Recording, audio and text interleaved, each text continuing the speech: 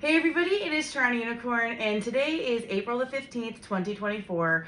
I was on my Facebook feed, and I get those memories pop up, and it was like, hey, 5 years ago, this is what you were doing. And I'm going to put on the screen what it was, and it was a picture I took after I had my very first threesome. And it was the day that I had walked into the sex club as a single girl and braved the situation out of my comfort zone. All of this story is documented. I'll put those links in the description here. But basically, it was 5 years ago today I was posting, oh my god, I just did this good cool thing. I can't believe I did it. I still remember the car ride home thinking, I can't wait to get home and just absorb what fucking happened. Like, run the situation in my mind. I can't believe that happened. I can't believe that happened. Like, so many firsts, so many exciting things. And I was alive in my soul. And I don't know if I felt that alive in a long time. You know, we don't go through life always feeling that connected with who we are and our purpose. And that night when I did something for myself, and I was a bit overweight, and I was newly trying to like own it, and I went in there, and it took everything I fucking had, self-confidence wise, to go in there alone, single woman, no one to talk to really, and pursue the threesome. So I remember back 5 years ago now, I have been in so many different experiences since then. I've come so full circle that I honestly don't remember that girl very much, because I've grown so much since then. I've seen so much since then.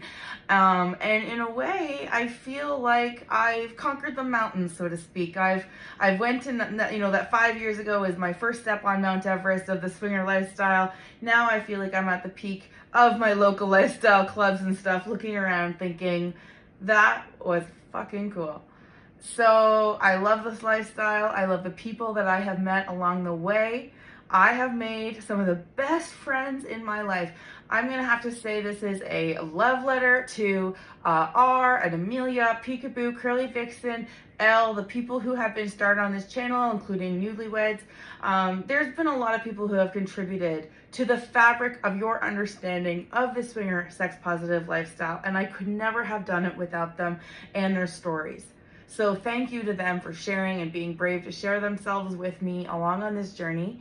It's kind of like I picked up people along the road, and like we just kind of bonded together about this commonality of, let's stop judging people about sex. Let's stop shaming people about sex and their bodies and see what that's like, And when you get a taste of people who don't wince in a bad way when you make a sex joke, instead they high-five you, there's no going back for some people. There's no going back to a place where you're the odd man out by not missing a "that's what she said" joke. I don't care if I'm pissed off and yelling at a guy I'm dating. If something happens and there is a "that's what she said" joke that I miss, I will take the comedy even in a fight. I'll say the joke even in the middle of a fight, because that's how much I respect sexual humor, You're just gonna find people who fucking laugh at that instead of wince at that.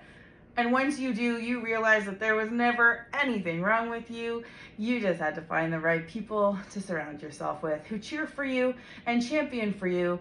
And, maybe people who don't fit into every part of your life, they don't have to, right? You can have some friends that are for lifestyle and some friends that are for your more mainstream things. A lot of people do that, and there's nothing wrong with that. So I've had quite a journey. I've actually had a few relationships along the way. I've had some group experiences that I wasn't planning from the beginning, in terms of group play, and all of this has been documented on my channel, all of it. I had no effing clue what I was going on this journey. I thought I was going in for a threesome, maybe two, and then what? I don't know, what's on Netflix? I didn't know that I was going further. And so to see me go for 5 fucking years, I'm directing orgies now. What happens in another 5 years? I don't know. I don't know, but I will say this. I love this lifestyle. I don't know where I really identify in it. Am I really a swinger because I don't do casual sex the same way? Or am I more poly leaning? I don't know, because I'm not fully poly. So I don't know where I fucking fit in either, but I know it doesn't really matter. And if that's one of the lessons I've picked up along the way are, sure, use labels out there if they help you, but don't get stuck in one just because that's what fit 5 years ago. Maybe you were straight back then. Maybe you're curious now. Maybe you're curious back then. Maybe you're straight now. I don't know. But it doesn't matter. It's fluid. And no one's really checking up on you. So you do you. That's also what I've learned. I have seen my friends blossom into more confident people in this lifestyle. I've seen them love their bodies, and deservingly so. I've seen us celebrate our bodies with big photo shoots and boudoir photo shoots, and to see the joy in my heart that comes when I see people that maybe didn't know how to pose for a photo before, maybe didn't have anyone make them feel sexy like that a lot, and give that gift of, hey, actually you're sexy as fuck, and here's just a little bit of technique, camera angle, downward angle, good lighting. That's the kind of stuff I remember I was like, get a ring light, you can't be a creator without a ring light. And now she's got her own fan page, right? So she's thriving, and to see the self-confidence come out in my friends is truly amazing. I'm also talking about my male friends. I have seen people fall in love in this lifestyle, usually single swingers I'm talking about. Sometimes there's thruples that join as swingers. So just because sex is involved and it's swingers and it's intended to be casual, it doesn't mean that connections still don't happen, right? And so that's why one of the things that I've learned is, swingers gonna swing, sure. And I know that some people don't think there's a lot of room in the swinger lifestyle for romantic love or whatever. Sure, fair.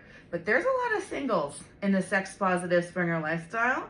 And we're not all there just to get random sex. A lot of us are looking for connection. So the guys that we meet, I'm also learning, are also looking for connection. They're looking for someone who wants to hold their hand. I learned this being an orgy director. I would go around in a circle and ask people as part of the intrusive question game, if you could do one act with somebody today, what would it be? And it was a DTF night. It was a gangbang night. And I thought people were going to say, gangbangs or multiples or whatever. No one said gangbang. Some people said they wanted to kiss. Some people said they wanted a blowjob, a sensual one, not an aggressive one. Some people said they wanted, one person said, a guy I'm talking about, said he wanted to hold hands. It was important to him as part of the experience. He wanted to hold hands with a woman. So what I learned is that, yeah, you put a gangbang theme night together, people are going to show up. If you offer other things on the menu, there's a lot of takers. There's a lot of people who are looking for the good old-fashioned one-on-one, let's have a steamy night of fun, respectful, consensual sex. And maybe you part ways, maybe you connect, on Instagram later, maybe you don't. That's also a valid part of the lifestyle. So I've truly met some of the best people I've ever had the blessing of having in my life. And they'll be my friends long after the cameras get turned off on TorontoUnicorn, if that ever happens, because they're real people and their stories are as real as mine and their personalities are as authentic as mine. And I'm thrilled to have been able to see that post on Facebook today, reminding me that holy shit, it has been 5 years since I was that brave single woman barely coming out of her 10-year sexual hiatus and deciding to finally live life for myself, to finally seek the pleasure and stop waiting for the comfort of a boyfriend or a partner to make it easier. I just realized that time was ticking, aging was happening, and if I wasn't gonna fucking live for myself, no one was gonna do it before me. And I did it. And I cannot believe it has been 5 years, and I am thrilled with how my life has progressed ever since I took that very brave and scary action. I didn't do a vlog the day that I went to the sex club the very first time because I didn't vlog. I didn't know what that was yet, right? I don't have the vlog from there, but I did tell a story about that night, and I'm gonna include a clip of it at the end of this so that you can see how, even did I look different, back then. So If you have been on this journey with me and have been commenting, and even if you haven't, please let me know in a comment below. Tell me whether or not you've been watching from the year 1, year 2, year 3, whatever. I would love to know, and I really do appreciate you following on my journey. I hope you subscribe and stick around for the next 5 years. Who knows what that's gonna bring, but TorontoUnicorn.com, my website, will always have all of my links, and my fan page. A lot of people like to come and ask me some questions, get some advice on my fan page. It's also where I can post the uncensored content, guys, and like, let's be honest, sometimes that's worth something. So I hope you check that out as well. I also have multiple podcasts going on now. I have Sex and Swinging with TorontoUnicorn. That is a swinger 101, kind of how to get onboarded into the sex positive swinger lifestyle. There's interviews with real swingers, including many single women who, surprise, surprise, aren't these mystical things. They're actually people who have hopes and dreams and boundaries, and they want to be treated a certain way. And I'm thrilled to be able to deliver those interviews for you.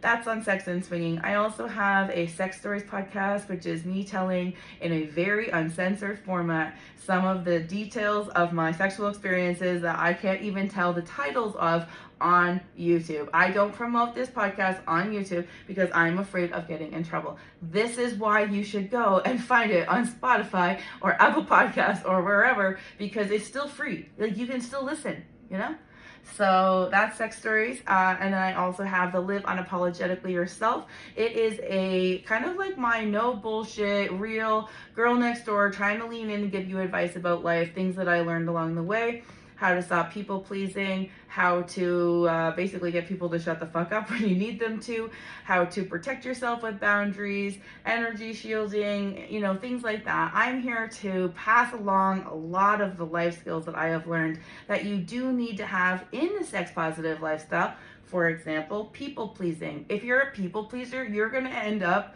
in a situation where you don't want to be there because you're too fucking polite. And this is not the time to have that problem. You need to have a boundary, you need to have a plan. So that's what those videos are for as well. So I have these all in audio format as well as video format. And let's just say the last 5 years have been good to me, and I'm gonna be sharing the experiences with all of you so that hopefully you can stand on my shoulders when you enter the lifestyle and learn, the good lessons that are still out there to learn. And I want you to thrive, and especially not make the mistakes that not only I made, but anybody could make, because it's a new culture, new subculture, and you got to check in before you just go touching people, even culturally. If you do the kiss on a cheek thing, that's fine in some cultures, but in a sex club, you really just can't go kiss people. It doesn't matter if that's your culture. You're not allowed to do that to me. I've declined it, and it makes people awkward sometimes because they'll come in to kiss me and I'll say no thanks. But it doesn't matter because I don't want to be kissed, right? So there's so many things to learn. That's why I wanted to be an educator in this lifestyle as well, because I see so many well-intentioned people just trying to be part of something, just trying to have a good time and expose but open themselves up to new experiences. And I would hate for them to shoot themselves in the foot, metaphorically, by doing something stupid, getting banned from a club, showing up to the club on the wrong night, getting bumhurt about it. It can happen. I've seen it happen. I've even seen guys get turned away from sex clubs because they didn't dress according to the dress code, and no, casual clothes. And it's hard to see because these guys pump themselves up for a night at the club, get to the door, and they face rejection. They face rejection before they even got into the sex club. So what are the chances they're gonna try again? I don't know. All I know is I wish people would just study up a little bit, research the clubs you're going to, make sure you're dressed appropriately, make sure you've got flip-flops if you need them, and enjoy the journey of finding yourself, even if whoever that is keeps changing. Maybe it's about chasing yourself instead. Thank you for watching. I hope you keep watching. TorontoUnicorn here, signing off. Hi everybody, it's TorontoUnicorn. I have the biggest story I'll probably ever be able to tell. I was gonna go and I was gonna put myself out there and go to a sex club alone on Unicorn Night. I don't really want to do that. I don't think anybody wants to walk into a sex club alone and look for fucking threesomes in random places. But so when I went into Oasis, I had never gotten fully naked in a change room, in front of anybody. And here I am doing it in front of men with their cocks hanging out. By the way, I am sober, not a joint, nothing. I am sober when I walk in as a single woman to Oasis on Unicorn night alone.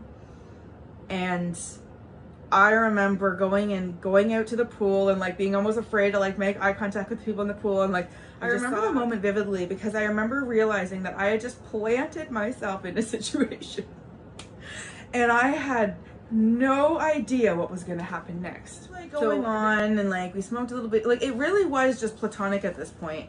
And I was nervous. I just didn't know what to do. I think I might have wanted a threesome with them, but I never ever been with a girl before. I had never kissed, I've never eaten a girl out at this point, nothing. Not fingered a girl, nothing. I've kissed a girl, but that was it. So the wife went to the washroom, and so the husband and I had a quick chat, and he's like, you know, like we're interested if you are, and I was like, oh, I'm interested. I'm just not sure I can make the first move, and so he's like, oh, okay. So then the wife comes out, and then like they chit chat for a second, and like it's like, you know, I'm just like, you could tell I'm nervous, and so the wife, I remember she asked if she could kiss me, and I said yes, and I just remember very soft lips, very soft touch lips. And then I remember realizing I was like kissing a woman, and it was fun, and like we really kissed, and like I played with her boobs, and like she played with my boobs. I think, like, you know, it's all so fuzzy, but we were at Oasis, so we were on the 3rd floor, and I eventually lay down. I'm on top of her. I'm 69ing her, so I'm eating her out.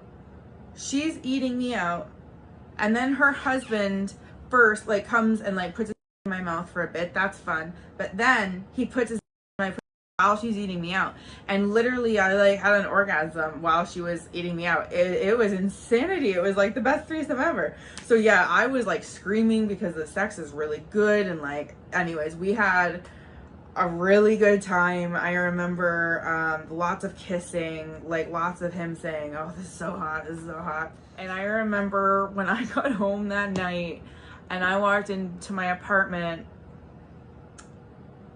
I just like, I couldn't believe, it was one of those moments where I just done something so significant that it was going to take my brain a while to process what had happened, but it was bliss. I just remember thinking, I fucking did it. It was wonderful. I'm going to do it again. And I love that club. So that is how it all got started. And that was April of 2019. That was the day, one of the days, I think it was like 13th or 14th or something, where I crossed the line and I walked in a girl and came out a woman, you know. That's the day I walked in straight and then walked out LGBT. I don't know.